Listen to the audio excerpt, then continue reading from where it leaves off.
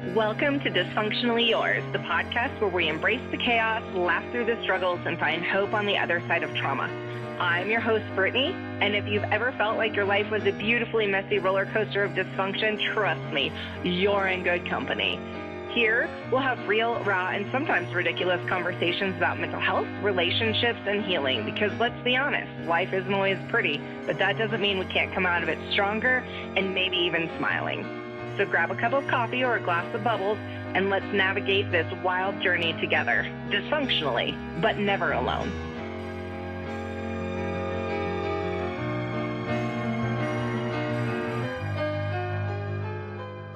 Welcome back to another episode of Dysfunctionally Yours, and I am your host, Brittany. La, la, la, la, la.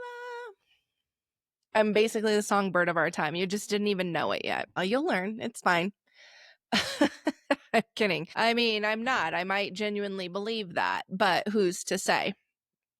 Has anybody seen that trend? I guess it's a social media, like viral trend. I learned of this a different way, but I guess it's a whole trend. Anyways, of putting the like frozen jalapenos in your Sauvignon Blanc. They're calling it a dirty Savi bee or something like that. Spicy Savi bee. That sounds cute. I'll have a spicy Savi bee. Adorbs. Anyways, that's what's in here. It is, in fact, delicious, and I appreciate it. It's really addictive. Gone are the days of the spicy margarita. Also, I'm not making a margarita in my house, but I will pour a glass of wine. Delicious. You should try it if you like jalapenos and Sauvignon Blanc. If you don't, take a pass. Any hoodles, poodles. How are we this week? How are things? I hope everybody is doing amazing. Summer is in full swing, right? Sunny days, swimsuits, whatever people do outside. Or depending on where you live, this would be the time of year that you go hide inside. I know whenever I lived in the South, inside was the place to be because I do not fuck with the humidity. It is not my friend, and I do not like it. So wherever you are, I hope that summer is treating you amazing as it gets started. Let's jump in to the ache and relief of the week. So my ache of the week is, I know over the past month or so, I've talked about some medical appointments that I needed to go to. And so I've gone to all of these medical appointments, and then I've gone to the follow-up appointments that they've asked me to go to, and I've done all of that. And so that's been a little bit stressful, but most recently, I have been given some kind of scary medical news, and they need to do more invasive testing, and that testing can't get done until August, which is enough to send my already anxiety level of 100 up to like 9,022.4. It's a lot, and I'm just trying to make the best of it. But what I can say is that I've had moments of denial, and I've had moments of hysteria. And so I'm navigating that the best that I can navigate that. Also, that leads me into my relief of the week. My relief being that I have had to reach out to, I didn't have to, but I have ended up reaching out to some relatively unlikely and unpredicted sources for some support. And the plus side of this is I am surrounded in my world. I am surrounded by incredibly intelligent and incredibly empowered and beautiful, beautiful women that know a lot about a lot. And so I actually walked into my supervisor's office the other day and shut the door behind me and burst into tears. No words were said. Burst into tears because this was the day I got this information. And my supervisor and another person that was in the office just sort of sat there and listened, and I poured it all out about why I was so afraid and what was ailing me about this. And they were able to provide me some education, or maybe some insight, I could say, that I really, really appreciated. And I appreciated this in the sense that, like, I don't know, maybe if I had a mom, maybe a mom could have taught me this. But since I don't have a mom, I was not taught these things. And so my brain went from 0 to 100 and I didn't really have other information. So really being able to just get a little bit more information was really helpful, because I'm not going to Google. I'm not going to go down a Google rabbit hole, because that sounds terrifying. Terrifying. I won't do that. All that being said, I did also notify my children about this situation, and my children were so calm and so positive and so supportive that I could do nothing but just like smile and appreciate them. I don't know how they actually are internalizing all of that information, or maybe they aren't. Maybe they really are just like, well, we'll see what happens in 2 months. But either way, they were very thoughtful and intentional about the information that was given, and very supportive and optimistic. And I really appreciated that. And there are moments where I just really can sit back and appreciate the young men that they are, and that I raised, and the relationships that I have with them. And I just really appreciate my kids. So that was like the ache and the relief. And, it'll be an ongoing process. This weekend has been kind of a bizarre weekend for me. I woke up and my cat was missing. And not a cat that normally wanders outside, but one of my baby kittens was missing. And that was terrifying, because I'm like, oh my God, my baby kitten. She's never been outside before. This is so scary. I alerted the world, like all over the internet, all over the pound, the this, the that, everything.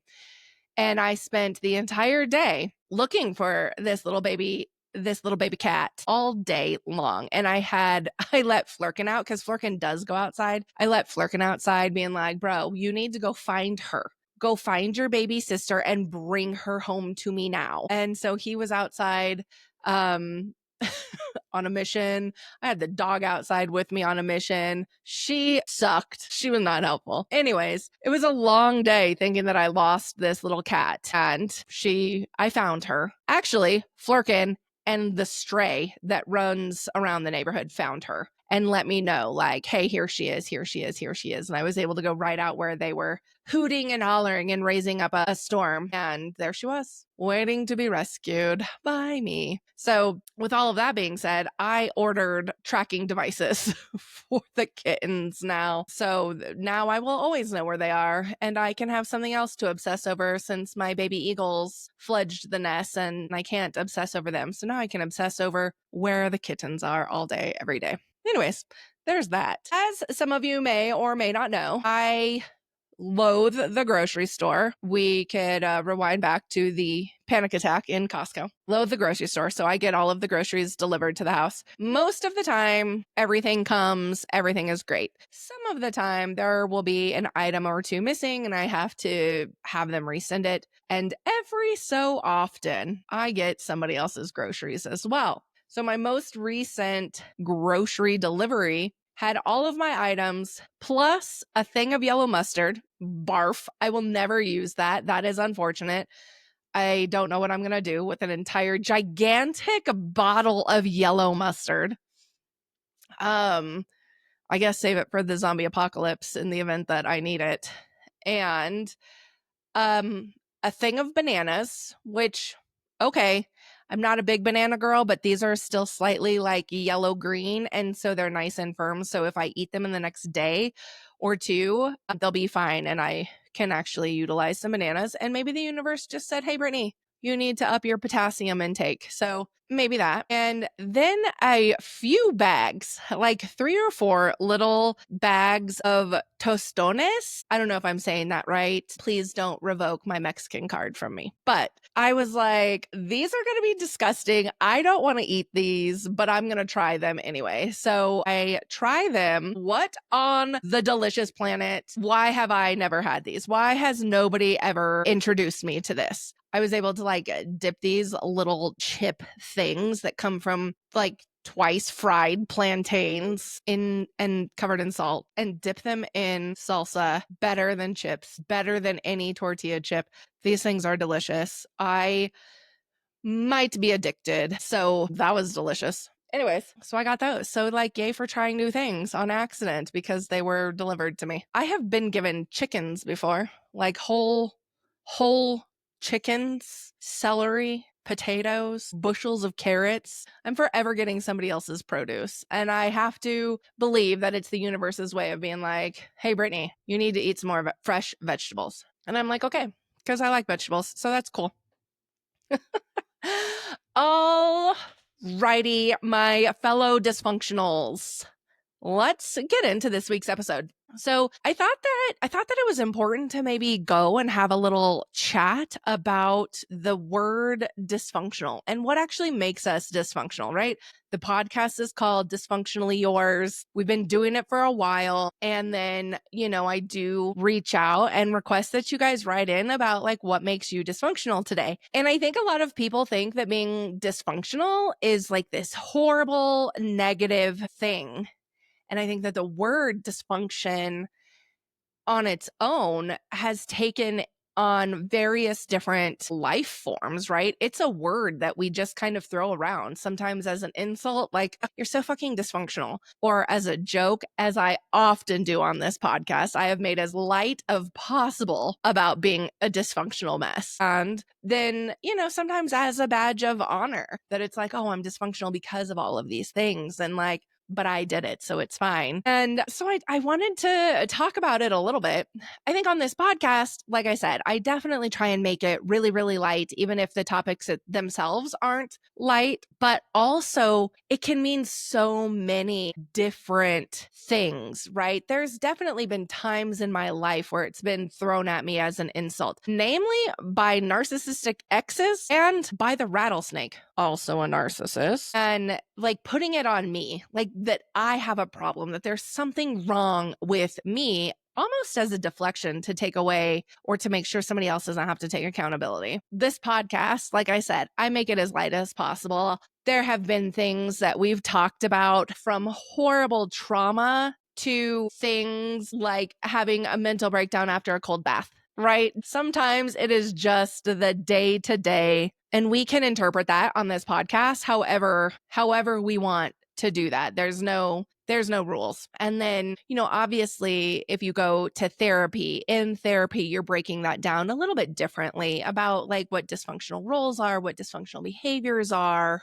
That might look a little different because then it's intentional work on your end. So, I think it can mean a lot of different things, and you'll interpret it however you want. Dysfunctional or dysfunction at its core means something isn't functioning in a helpful or healthy way. And that can be emotions or relationships, negative habits, anything really. And so I just think that it's important to remember that while using this term or talking about it, it doesn't mean to be dysfunctional or to have dysfunctional habits or anything like that. It doesn't mean that you're broken at all. A lot of times these are traits that are inherited, or we learn them, or they become a means of survival from a life that we have led. And at the end of the day, everybody has some sort of dysfunction, which hence the purpose of the podcast, right? Like, let's talk about it. Let's talk about what makes me dysfunctional and you dysfunctional today, because what I genuinely believe is that if we start to talk about it and we find that others have similar situations or have been through similar things, or maybe they haven't, and you see it on a spectrum, right? Like you can see it on a larger spectrum, then maybe you don't feel quite as chaotic or broken. I think a lot of times we feel broken whenever we think that we're dysfunctional or people tell us that we're dysfunctional. But like I said, you're not broken. And that's why we have a podcast. I think there's a lot of, I believe that there's a handful of sources that can lead to personal dysfunction. Trauma, obviously, being the biggest one, whatever that trauma looks like, right? Whether that is any type of mental, emotional, physical, sexual, psychological abuse out there, that's going to leave a mark, right? Or if it's trauma that is coming up in various different ways, like I've talked about or mentioned before, just there's a lot of reasons people have trauma, whether that's from relationships, our family, natural disasters cause trauma, witnessing horrible situations cause trauma. So there's a lot of reasons that we can impact trauma, like, right? And PTSD. Our veterans, they talk about PTSD a lot in veterans, survivors of abuse or any type of violence. There's a lot of, trauma. So it can come from any of the above. And if we have experienced trauma genuinely, whether it's been observed or felt or inflicted upon us or whatever, like that's basically playing with fire. And we know that if you're going to play with fire or you're going to be exposed to fire, you're going to get burned. You're going to get burned, whether it's a lot or a little bit. And so trauma is going to leave a lasting mark on you. So then we have like toxic beliefs can cause us to be a little bit dysfunctional. Again, whether those are inflicted upon us by ourselves, maybe we look in the mirror and we start to develop our own toxic beliefs about like, I'm too fat, I'm too skinny, I'm not pretty enough, I'm not muscular enough, I'm not this, my voice is too high, my voice is too low, right? You are creating a toxic belief system within yourself. Other times that can come from other places, families, friends, relationships, whatever. And you can be told you're too much, or you can feel that you're not worthy of love, you're not worthy of acceptance, you don't deserve to be happy, you're too crazy, you're too broken. Whatever that is, those are toxic beliefs that we attach ourselves to that can really eat at us and cause us to develop some maladaptive behaviors that, become dysfunctional. Poor boundaries cause us to be a little bit dysfunctional, whether you are on any side of the spectrum of like the people pleasing, the like, I'll do whatever you say, I'm not going to stand up for myself as long as you're happy, I'm happy, or the other side where you're just so controlling that it's my way or the highway all the time. Other places on that spectrum, avoidance, whatever that looks like. If you're not able to have healthy boundaries for yourself and others, and you genuinely believe that this world is circulating and revolving all around you, and you're trying so hard to control others to keep control of your own world, again, these boundaries are going to lead to some dysfunctional behaviors, some dysfunctional beliefs and mentalities. Poor coping skills definitely cause a lot of dysfunction, right? Whether you are working to numb yourself or escape, turning to drugs, turning to alcohol, turning to promiscuous sex, turning to, whatever you're using to numb yourself or to escape the reality of this situation, even if it's not drugs, but you're just constantly running and running and running. Like running is a poor coping skill, and overachieving is a poor coping skill, right? Why are you overachieving? Is it because of things that happened to you when you were younger? Is it because you think that you won't be accepted or you're not good enough if you're not the best? If somebody's not looking at you constantly being like, you're the best, you're the best, you're the best, and you are constantly trying to overachieve and beat all of the goals, constantly working hour after hour after hour when you're not supposed to, that level of perfectionism, that's dysfunctional as well. Like those things, those poor coping skills can be very dysfunctional for yourself and those around you. Intimacy issues, like just not being able to trust others and not being able to get close to other people because you can't trust others. Those lead to dysfunctional behaviors as well. Those are really hard. It's not uncommon. Like none of these things are uncommon, right? You come out of a couple bad relationships, you're like, fuck this, fuck all of that, and fuck all of you, right? Like it makes sense. And it's also, it's a little dysfunctional. And then living in survival mode. Living in survival mode can cause a lot of dysfunction, again, in your life and in the life of others. You can be constantly under stress. Your adrenaline in your body is just never coming down. It's always this heightened level, just being hyper vigilant over things. If you had this like very traumatic childhood where people weren't protecting you, you can become very hyper vigilant about how you're protecting yourself, and not trusting people and not letting others in, and becoming very paranoid and very controlling and things like that. And again, those are dysfunctional maladaptive behaviors, and it makes you tired. I believe that I lived in survival mode, and still from time to time, that is the mode that turns on. That's the one that kicks in, like this survival mode. Nobody else is going to protect me, but I'm going to protect me. Nobody else is going to make sure it's going to get done. I'm going to make sure it's going to get done. And that's okay, right? That's where I default as well too. But that, again, causes some dysfunctional behaviors. So I think that there are a lot of pieces in here that almost everybody could resonate with in some way, shape, or form, whether it's at work, you're the overachiever at work because, I don't know, maybe you got fired before and now you want to be the best so you don't get fired. You're working too hard. I don't know, like the relationships. Have you ever been in a relationship with a narcissist or somebody that had narcissistic tendencies? It has such a way of tearing you down and making even the most confident, badass motherfucker feel like they are 2 inches big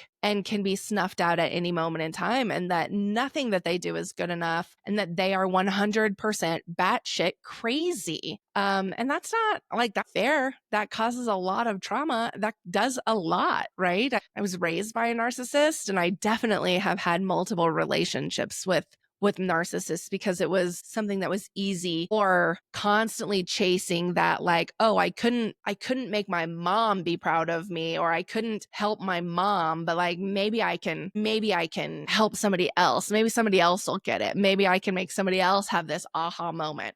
That's not my job. That's not my job. That's insanity. So, right, like we could all sit, like you could have a think right now and be like, oh yeah, I've done any one of those, or I've had any one of those thought processes. That's normal. And that's why we have a podcast.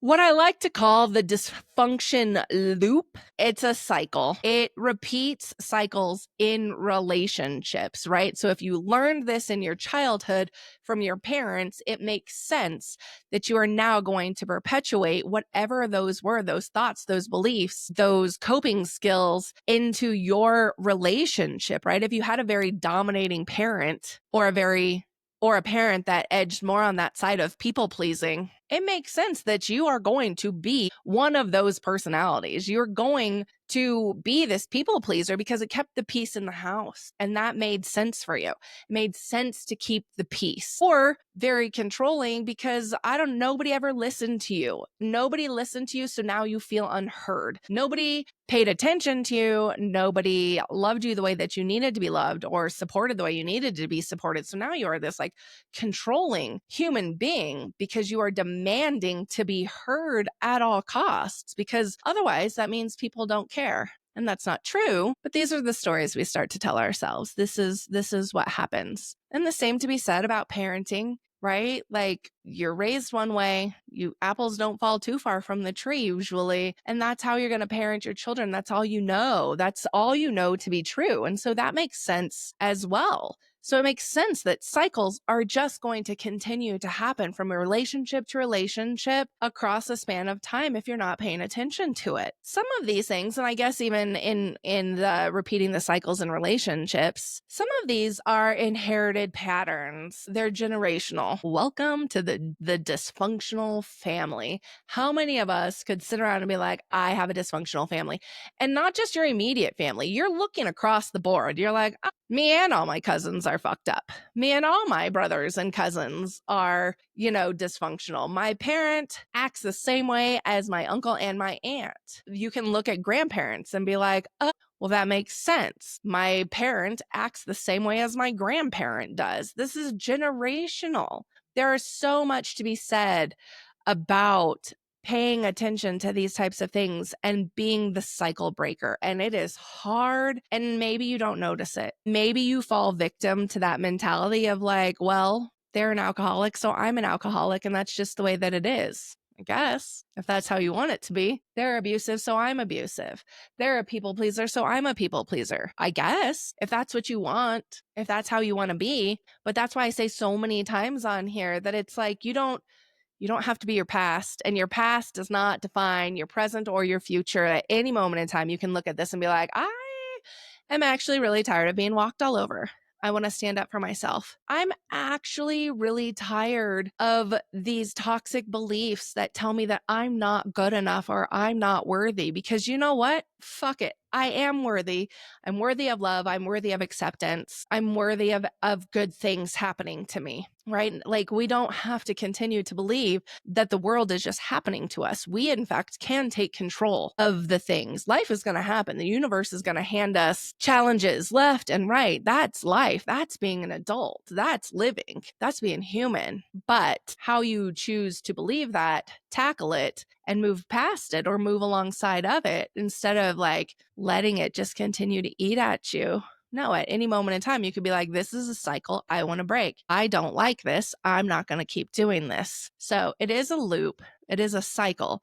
And it absolutely isn't forever, right? Like, there is hope in dysfunction. Like, you can look at it. You can know this isn't forever. These are bad habits that can be broken, right? Like, how many people are like, oh, I've never worked out a day in my life. I've gained so much weight. And you know what? Now all of a sudden I'm going to start going to the gym. I'm going to start paying attention to what I eat. I'm going to start paying attention to what I put into my body. Maybe you only ate McDonald's and pizza growing up as a kid because that's all your family could provide for you. You know, you're like, nobody was home. You were like latchkey kid. Nobody was cooking all of these foods or stressing the importance of getting all of your fruits and veggies in because there wasn't a parent at home to do it, right? But now you as an adult are like, I realize that my body feels better if I am putting more fruits and vegetables in it and less of this shitty toxic stuff. Okay, you broke a cycle. You can break any cycle that you choose to break. So it's not forever. It can be broken. There's a lot of like therapy and inner work and boundaries. All of those things are a big part of healing. And with healing comes the ability to break cycles, to be able to acknowledge them, and to be a little bit more self-aware. So, you know, I think this whole podcast, right, I've spent so much time talking about just different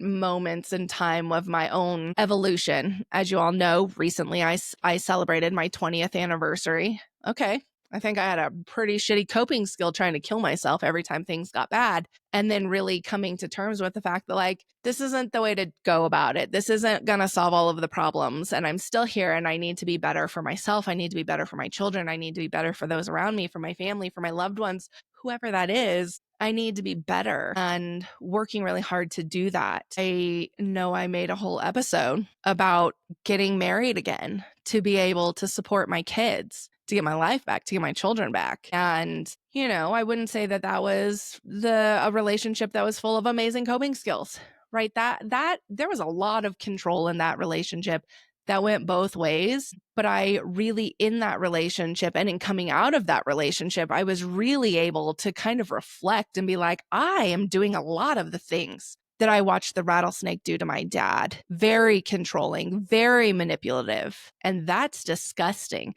It was in one of those moments that I realized, like, those are my top two nasty characteristic traits, is being overly controlling and manipulative. And then going into a relationship that somebody was slightly more emotionally intelligent than I was. Not slightly, probably very much so, and able to help me navigate through that, to be like, nope, you're not going to manipulate me to get what you want. Nope, you don't need to control everything, Brittany. It's okay. And if you are somebody that needs to control a situation, when you don't get to control a situation anymore, it feels like somebody just pulled the drain plug out from under you and you are spiraling and you start to flail about and everything. But like, if nobody gives you that energy, nobody gives you the space to flail about, they kind of like snuff it out a little bit. You're like, oh, I don't need to control things. It's going to be okay. I don't have to know how everything is going to end, and not everybody has to do things my way. Some people can, in fact, be meticulous planners, while the others of us can really kind of be like, go with the flow. Do it on your own terms. It's okay. It's all going to get done. I don't have to do it the same way, right? Like, it's okay. But that does take some wherewithal. And it does take some effort to change some of those behaviors. And so that became one of those things. I don't want to. I really started to look at that. Like, how do these traits show up, and what type of relationships am I in that allow these traits to show up? Right? Like, I have learned what types of relationships allow me to be controlling. And I now know, like, when I start to get that way, like, oh, no, this is bad. I can't do this relationship anymore. And not because you're a bad person, but because when I am with you, I am allowed to be the worst version of myself. And I don't like her. I don't like her. You might like her. I don't like her. My had an ex that was like, it's okay. I like to be I like that you are strong-willed. Yeah, I am strong-willed, but I don't have to be controlling to be strong-willed. I can be both of those things, and one is okay and the other is not. And so really realizing that there are people out there that allow me to be my worst version of myself, and no shame on them, but I just can't fuck with that. Like, I have to be self-aware of what I want and how I want to present and how I want to be. So there are a lot of areas and a lot of growth and a lot of very dysfunctional things that, we're learning every day. And if we don't allow ourselves to have relationships with people and really reflect on ourselves and our impact on other people, then we do just kind of stay very dysfunctional. And that's never going to break the cycle. If you want to break the cycle, you have to look inward and realize that these are very normal, but these are very bad habits, and you can always break a bad habit. But at the end of the day, you're not crazy and you're not broken. You are human. You are learning, you are becoming, and ultimately, you are not your dysfunction. You are just learning to function differently. And that's powerful. And that's brave. So congratulations to you for working on that and really wanting to aspire to be something different. Congratulations. But this is also why I do the What Makes You Dysfunctional episode, right? I don't need everybody to just write in with their deepest, darkest secrets in the whole wide world. I've been very vulnerable so that you know that you can. But like I said, I've also shared, we've had people write in about horrible traumatic situations that have happened to them. But then we also, have people writing in, like I said, talking about their cold bath water. And that's okay too, because that's where we are in that day. And it's okay because tomorrow is another day. We always get another opportunity to try to be a better version of ourselves. So with that, I would love for you to like and subscribe wherever you are listening to this. Share it with your friends because we're building a community here. And if you love this podcast, they're going to love this podcast. If you think you're a little dysfunctional, they're a little dysfunctional too. We all have a little bit of it and we all need one another. People need people. New episodes of Dysfunctionally Yours release on Mondays, and the video version of this shows up on YouTube Monday as well. You can engage with me. You can find the anonymous Google form and you can see behind the scenes, some clips, some funnies on Instagram at Dysfunctionally Yours podcast, as well as TikTok on Dysfunctionally Yours. So like and subscribe there as well. And with that, don't be afraid to be great. Toodles, poodles, bye.